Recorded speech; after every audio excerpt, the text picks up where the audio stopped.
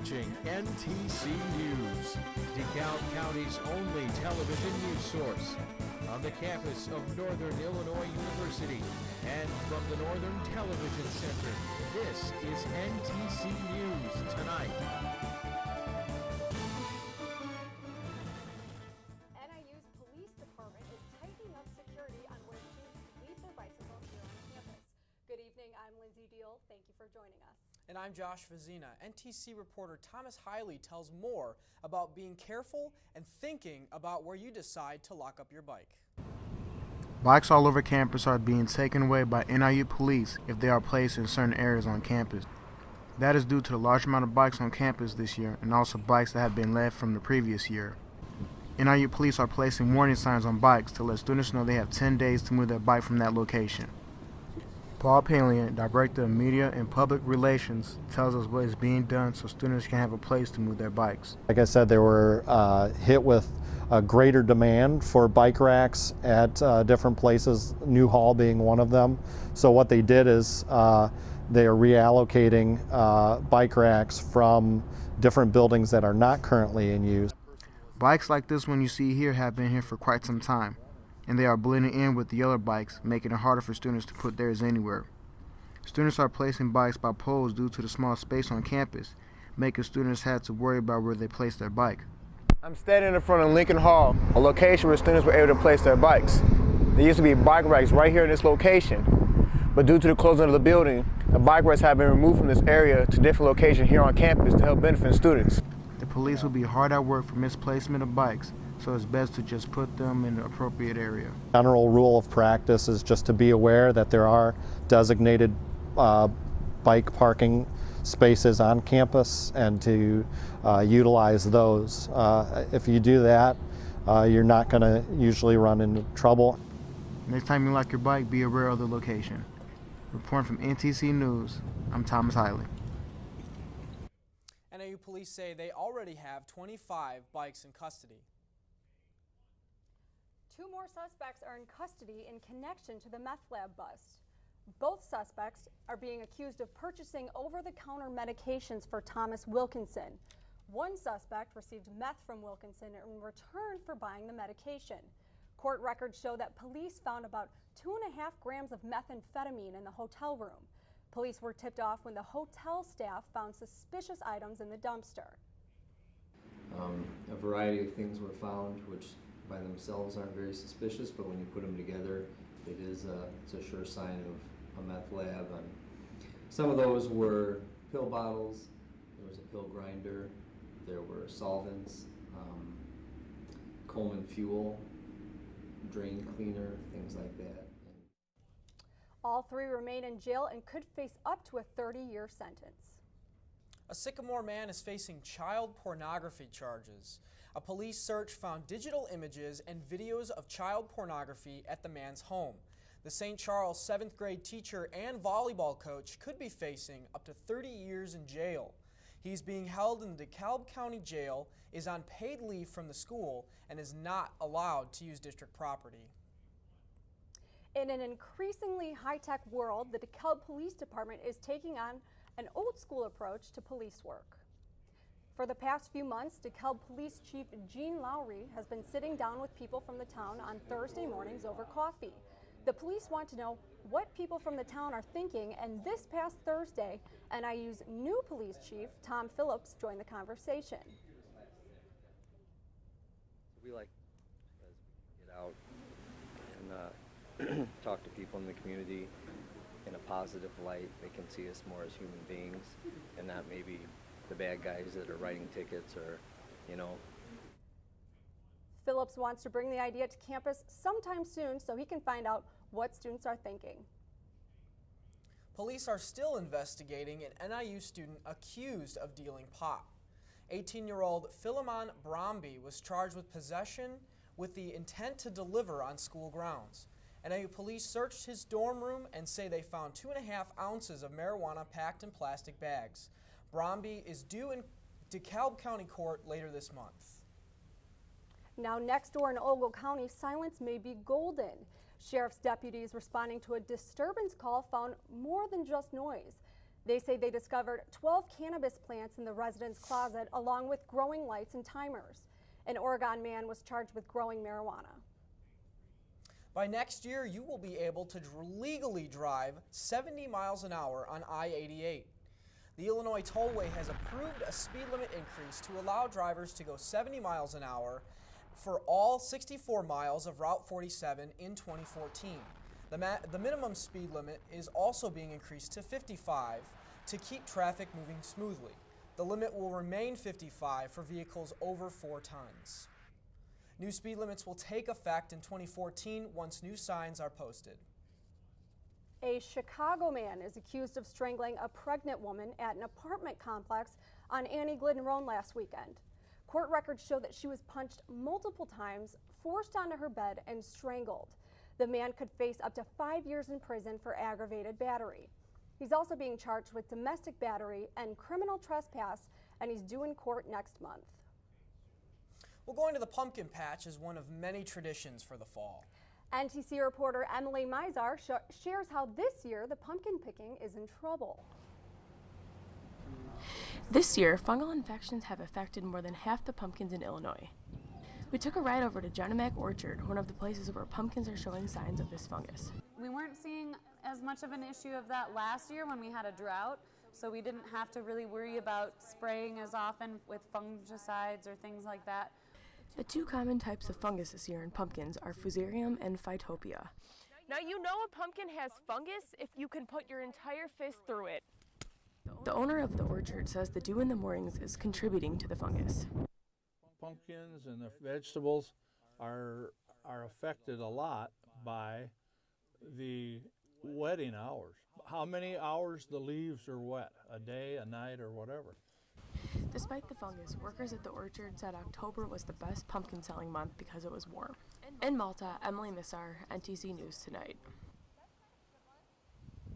Tomorrow, so hurry out and get your pumpkins last minute. Well, if there's any left. But before we go any further, Brittany, what will the rest of this weather today be like?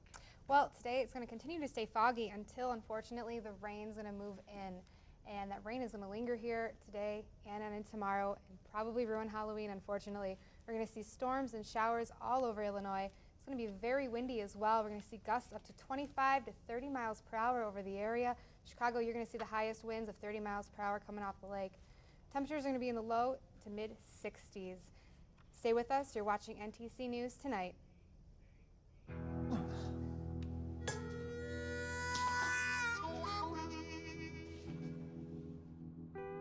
Get caught buzzed driving, and you could do some hard time.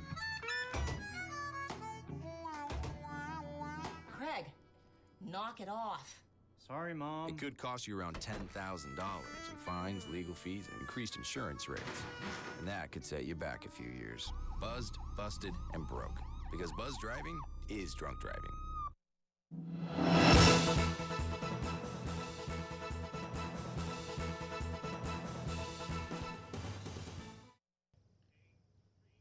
Welcome back. Can you believe the fog today? I can't even believe it, but it has gotten me in the mood for Halloween, all that fog in the area. Today we saw a high of 60 degrees, and tonight we're going to see a low of 59. Yes, 59. That never really happens. We're only going to see a drop of 1 degree for tonight. So we're going to see nice warm temperatures. Definitely open the window, let the breeze in, because it's going to be one of the last warm nights for a while. Now look at this. This is the fog that we experienced today. This is actually a webcam courtesy of the meteorology department, and you can actually see Student Home Center back here a little bit. So foggy you could only see 0.2 miles today. That's how dense the fog was. And this is why. If we look right here, all this rain is moving into our area, and right out in front of it we have this fog, and when that's going to stick there and stay there until this rain pushes into our area, and when it does, it'll go away. Looking at our radar, we have showers popping up all the way from Texas up into Iowa. Those are the same storms that are going to push into our area just in time for Halloween. I know we don't want to hear that, but we are going to have a wet Halloween. This is the cold front that's pushing into our area. We're going to stay in this cold, rainy area throughout Halloween and into Halloween night. The rain is going to continue to stay here, but thankfully we're not going to be in this chilly of coldness. We are going to see that later. It's going to push into our area Friday, but rain all night. Definitely wear those ponchos, clear ponchos, so you can see the Halloween costume because it is going to be also windy. Those umbrellas are not going to work. We're going to see gusts as high as 40 miles per hour in our area. Strong winds all throughout Thursday and Friday. Looking at Friday, that cold front is going to push off, take the rain along with it, thankfully, but it's going to leave us in a colder area with temperatures into the mid to lower 50s. So we are going to see that on Friday. Tonight, that fog is going to remain in our area until those thunderstorms and showers push their way in. It's going to push the fog out with it. We're going to see a low of 59 degrees as the winds begin to pick up tonight. Tomorrow for Halloween, showers and thunderstorms, high of 63 around 10 a.m. And after 10 a.m., we're only going to see a high of about 58 degrees, so the actual high will be 58 degrees with gusts up to 30 miles per hour. Very windy, very cold.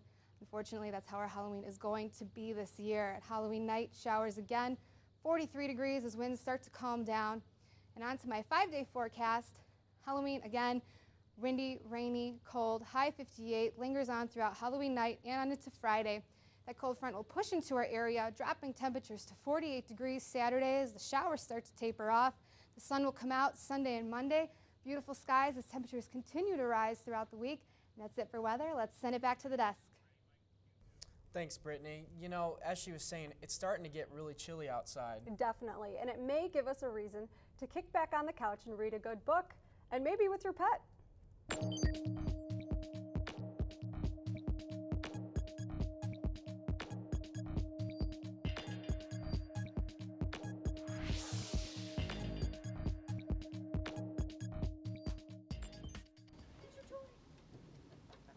Man's best friend. And that's definitely the case for Jimmy Ball and his 8-year-old dog, Digger. There's Santa Claus. Digger was some of the inspiration behind Jimmy's new book, Digging for Home. It's about a 12-year-old's adventures with baseball, adolescent pranks, and of course, his dog. And they said always write about what you know about, and I knew about boys and mischief and baseball and dogs and stuff, so. In the book, the main character, Benny, befriends a pup who is about to be put to sleep at the pound. And in real life in 2005, Tales Humane Society here in DeKalb brought up stray pets after Hurricane Katrina. Among them was Digger. You know, as soon as I saw him, he came running up, and, you know, I could tell that he, just kind of bonded right away. So I got Barb, and we went out there, and I said, well, we're just going to look, so, that works. 8 years later, Jimmy and his wife called Digger the canine love of their lives. And in his retirement, Jimmy says writing this book gave him something else. You know, I'm retired, so I have time on my hands, so it was a good thing to engage with and keep my mind fresh. Barb also got involved with the book, drawing a picture of Digger for the cover. She says she was excited to create something with her husband. Yeah, I was happy to be able to be part of it, his fulfilling his dream like that and wanting to write a book, and I think he did a great job, so. As for the future of Digging for Home, Jimmy thinks it would make a pretty good movie. But Digger may already be reaching celebrity status here locally. A couple times out walking with Digger, and they'll say, what's your dog's name? And I'll say Digger. Oh, from the book? They'll say like that, so that's kind of neat. Lindsay Deal in DeKalb, NTC News Tonight. Digging for Home is available on Amazon.com and BarnesandNoble.com, but it's also being sold here at the University Bookstore. What a heartwarming story. Thank you so much, Lindsay. The LaSalle County Jail is being sued for illegally strip searching a woman. And U of I students get a lecture that's out of this world. These are today's state lines. A special prosecutor will investigate a woman's claim that she was illegally strip searched at the LaSalle County Jail. She is suing the county. The sheriff's office says she was placed naked in a padded cell to calm down after she kicked at officers. She's been arrested for drunk driving. Students at the University of Illinois were treated to a remarkable guest lecture this weekend. Graduate Mike Hopkins addressed an audience at his alma mater from the International Space Station. Hopkins spoke with aerospace engineering students. He is a 1991 engineering graduate. Jesse Jackson Jr. is behind bars tonight. His strange attempt to report to a federal prison Monday only to be turned away because of an administrative glitch, but it's been worked out. The former congressman spent the night at a hotel. He reported to prison again yesterday morning. Chicago's bike sharing program will stay open for business during the winter months. Divvy bikes will be available at 300 stations. The fleet will be reduced during cold weather, but Mayor Rahm Emanuel says people can bundle up and keep warm by pedaling to their destination. And those are today's state lines. U.S. Spy chiefs say they didn't cross the line. And Kathleen Sebelius apologizes before Congress. Here's what's happening in today's World Watch. Health and Human Services Secretary Kathleen Sebelius was in the hot seat only for a few minutes this morning before she offered up an apology. Sebelius was questioned before a House Energy and Commerce Committee examining the rocky rollout of the Obamacare website. She called the rollout a miserably frustrating experience, but she assured the website would be fixed by the end of November. The head of the National Security Agency is defending his beleaguered organization. Army General Keith Alexander told the House Intelligence Committee yesterday the NSA acts within the law to stop militant attacks and called reports that the NSA collected data on millions of phone calls in Europe false. Alexander was joined by Director of National Intelligence James Clapton. Palestinians gave a hero's welcome to 26 men who've spent years in an Israeli prison. All were convicted of killing Israelis, but Israel agreed to free them as a confidence-building measure for peace talks. Palestinian Authority President Mahmoud Abbas led an official welcoming ceremony in the West Bank. And the effect of the government shutdown on the economy is starting to show up. Private sector employers added just 130,000 jobs in October, the smallest growth we've seen since April. And that's today's World Watch. Well, if you went to the NIU homecoming game just a few weeks ago, there was something missing. That's right. The Huskies usually end their scoring drives with a bang, literally. But as Eli Gain reports, that bang was non-existent. The boom of the howitzer cannon. Yeah, that boom's always good, that cannon going off. Usually when I hear the boom, that means I get scared and I'm ready to jump out and pick off after they score. So It's a tradition for NIU football games where the cannon is fired off after every Husky touchdown. We're all very local, so we love to come out here and support the local team here at NIU, and we're all pretty big Husky fans, so it's great to be out here. For the last 15 years, the Sycamore Army National Guard sets up the cannon, ready to fire it off at any moment. But a couple of weeks ago, the celebration after touchdowns just wasn't the same. That's because the guys behind me, as well as the cannon, weren't even here. Due to the government shutdown, the Sycamore Army National Guard was unable to attend the game, and it's only been the third time in the last 15 years where the howitzer cannon wasn't here at Brigham Field. Yeah, where was the cannon? That's a bummer. I like the cannon. During the shutdown, the cannon was stored here at the National Guard Armory in Sycamore, where there were no funds to transfer the cannon, buy the blank artillery shells, and have soldiers on site to make the cannon go. It's great to be back out here. We've been coming here for many years, so it was a little awkward for me. Ever since I've been here, I've been to every single home game, so it was a little different, but we're very happy to be back again this weekend. Now, with the government shutdown lifted, the cannon is back where it belongs on game days, echoing through Husky Stadium after every score.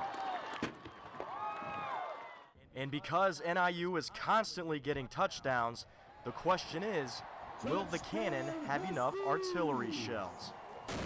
From Husky Stadium, Eli Gain, NTC News.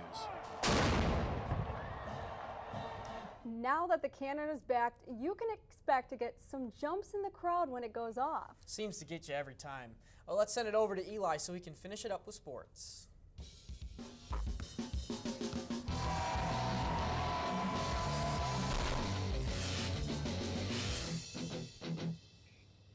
And that cannon went off quite a bit last Saturday. Now the National Guard won't have the opportunity to do it again this weekend. That's because the Huskies hit the road again this Saturday against UMass. Now, the game will be played at Gillette Stadium, a professional venue for the New England Patriots. Now, NIU has had its share of games in NFL stadiums over the last couple of years, but to the players and coaches, it's just another game that they're looking forward to. Well, you know, we've played down at Soldier Field a few times, and it's always been a great venue. Now, we treat that because it's kind of our home away from home, and we're used to that one. It'll be our first time there with this team, so I don't know if I can answer that a whole ton, but I know our guys will like it knowing the Patriots play there. I think it'll be a great experience. You know, I've never been up to Foxborough before, so I mean, just preparation stays the same, but just a little longer flight and everything changes. So I mean, I'll be excited to play, you know, in the Patriots Stadium. Now, NIU Hoops is right around the corner. Both the men's and women's teams will have their exhibition games this Saturday at the Convo. Now, it hasn't been pretty for both squads the last couple of years, but every year is different, and both coaches feel good for the 2013 season. I think, as you say, people want to see more wins. I think we have the opportunity and the chance and the depth now to see the win total in that column start. As most coaches say, it's a process. And I knew 2 years coming in that it was going to be tough. But I knew what I signed up for. And that's why I'm excited about this group. I feel like our roster is just more athletic. We might be a little bit smaller, but we do get up and down the floor, and I think our style of play is going to be fun to watch. So we need improvement to show. I mean, we've always hung our hat on the defensive end, and we've played a grinder style where the balls move, but we need to try to manufacture points from our defense. So honestly, it fits my personality. We call it the push, and I feel like it's really going to help us get out into the open court. And again, those games will be this weekend at the Convocation Center at 1 and 5. On to the NBA, the return of Derrick Rose. We've been waiting for it for over a year now. And well, it wasn't an easy task for his first regular season match. The Bulls took on the defending champion Miami Heat. D. Rose, first meaningful action since April of 2012. And it wasn't a pleasant return. Only 15 seconds in, Rose turns it over. Chalmers feeds Udonis Haslem to put the dunk down, so Miami's up to a quick 2-0 lead to spark that building, and the Heat dominated in this game. Rose had a couple good drives, finished the game with 12 points in 34 minutes. He also had 5 turnovers. That wasn't very good, and I'll tell you what else wasn't very good was the Bulls' offense all around. Couldn't get anything going. They end up losing their season opener 107-95 in the return. And the Hawks taking on the Senators at the United Center last night. Big game for the captain, Jonathan Taves, second period. Craig Anderson makes the initial save, but there's the captain with the wraparound goal. Cuts the lead to 1, 4-3 Senators, and then the third period. Johnny Oduya. Hey, Johnny, you make good passes? Yeah. Oduya? Yeah, you do. Nice pass to the captain again. Taves does the rest, chips it past Anderson to tie the game up at 4, and he's not done. Still in the third. Anderson denies Brent Seabrook, and look who's there to pick up the trash again. Taves finishes with the hat trick, giving the fans a treat. A couple nights before Halloween, extends his point streak to 5 games. Hawks win the barn burner. 6-5 is the final. And tonight, the men's soccer team takes on Milwaukee at the Plex, looking to rebound after last weekend's loss to Akron. Now let's send it back over to our excellent anchors at the desk. Guys, tell them what's coming up next. Thanks so much, Eli. Boy, wasn't it so nice to see that cannon back here at Husky Stadium? Yes, it was. Well, take a look at this. And no, it's not a stealth plane. It's actually a stealth boat. We'll explain when we get back.